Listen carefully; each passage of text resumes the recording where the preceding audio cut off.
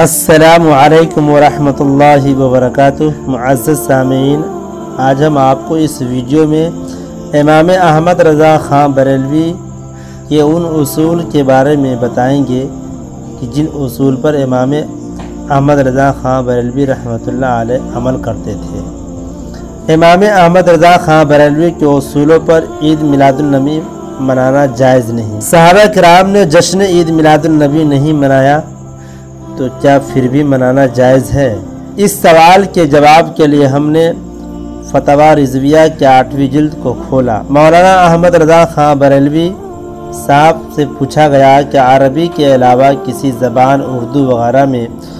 خطبہ دینا جائز ہے؟ تو مولانا احمد رضا خان بریلوی صاحب نے فرمایا،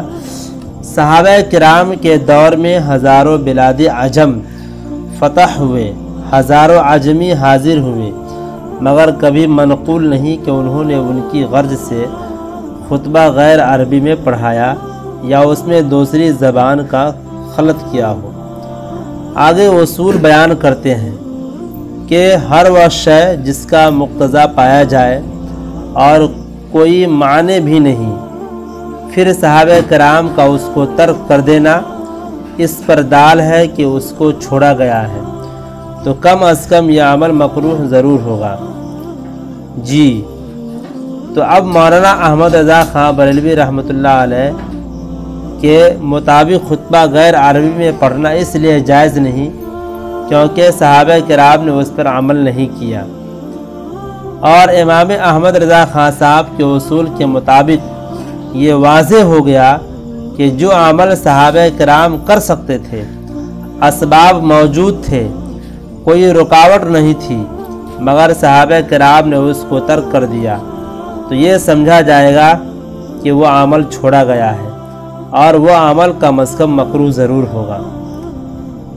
اب ہم نے بانی بریلوی کا فتویٰ پیش کیا ہے، آپ اس فتویٰ کو ملاحظہ کر لیں، پھر آپ یہ فیصلہ کر سکتے ہیں۔ بانی فرقہ بریلویہ کے فتویٰ اور اصول کے مطابق جشن عید میلاد النبی منانا ناجائز قرار پاتا ہے، کیونکہ سارے دور صحابہ میں یہ منقول نہیں کہ انہوں نے ایک بار بھی جشن عید میلاد النبی منایا ہو، حالانکہ صحابہ کرام کی زندگی میں بار بار 12 ربیع الاول کا دن آتا رہا، اور اسی طرح اسباب کی موجودگی میں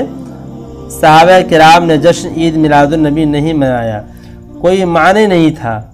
پھر بھی صحابہ کرام نے اس کو ترک کر دیا، تو یہ عمل کم از کم مکروہ ضرور ہے۔ طاہر القادری کنیڈی کہتے ہیں کہ صحابہ ولی نہیں تھے، اس لیے یہاں آج کے بریلوی مولوی یہ ثابت کرنے بیٹھے ہیں کہ اگر صحابہ کرام نے جشن عید میلاد النبی نہیں منایا تو بھی جائز ہے۔